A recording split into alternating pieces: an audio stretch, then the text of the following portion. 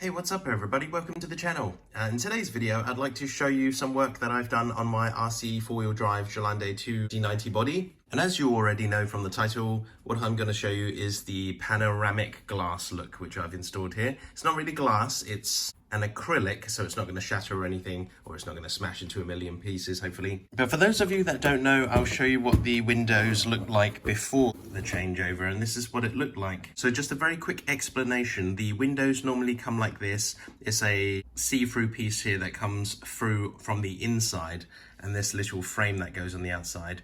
What I was doing was messing around with the windows. I was taking them off just to see how they were installed, and unfortunately I bent my one, if you can see this. So there's a white crease there which I had to glue back in place with some very strong glue. But after doing that, this was kind of broken and I didn't feel like getting some replacement parts in. So I went online to see what pictures they had of Defenders and what kind of windows they installed, and I saw some very nice looking, well, I think it's very nice looking. Some of you guys probably won't like it very much. It's not the taste for everybody. But a lot of D90 Defenders have a panoramic glass that's installed here, and some even have it on the rear as well. So I thought I'd try and replicate that look for this. Now this is what it looked like, as I said. Once you take this off, all you get is a big hole in the body. So I went online to order some acrylic in a certain size. Now a lot of companies that I went to said that they cut their acrylic to the size specified, but there will be a 1 to 2 millimeter inaccuracy. Luckily, I managed to find a company that said that they could cut it to the exact specified millimeters.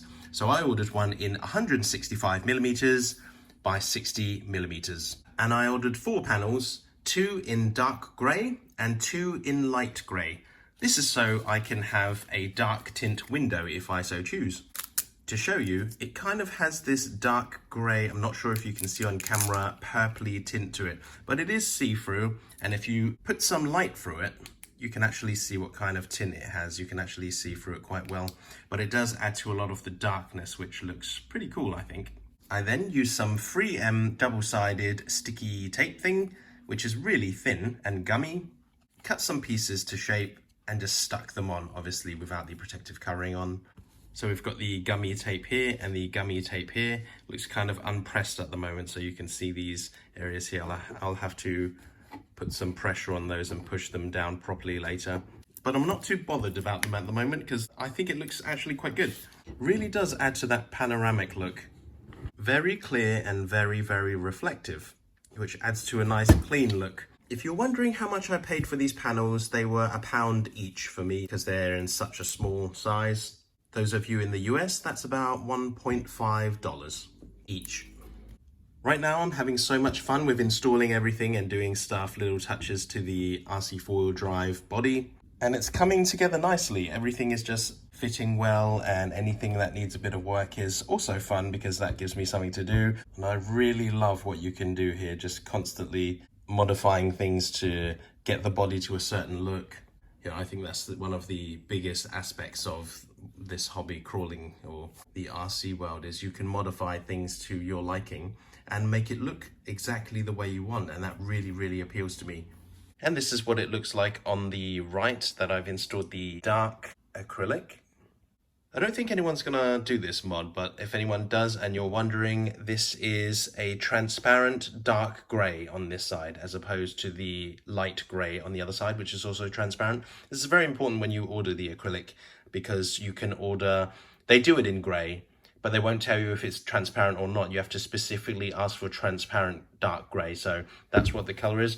It does look like a very, very dark tint, but as you can see, those of you might actually make out that there's a gingerbread character soft toy inside. And if I just put a flashlight to it, there you go, you can see. In person, this can almost look like it's been blacked out the window, but as soon as there's a little bit of light inside, which I will install interior lights at some point, hopefully, if I can manage, it's going to be very visible that you have some stuff in there, because I might stuff some camping gear inside just to make it look a bit better. But there you go, guys. Those of you that are wondering about uninstallation, I will give one tip, and that is to go slow, because it's a very, very strong adhesive double-sided gum, but it will come off if you go slow.